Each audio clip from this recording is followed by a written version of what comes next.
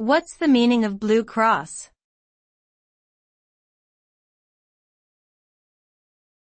Blue Cross.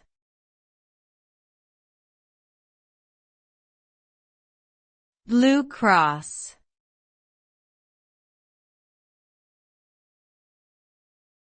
Blue Cross.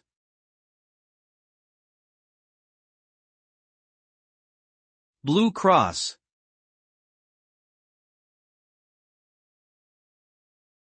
Blue Cross is a term that is commonly used to refer to a type of health insurance plan in the United States.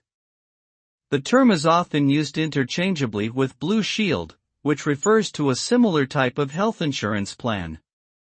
Blue Cross and Blue Shield plans were originally created as non-profit organizations to provide affordable health insurance coverage to individuals and families.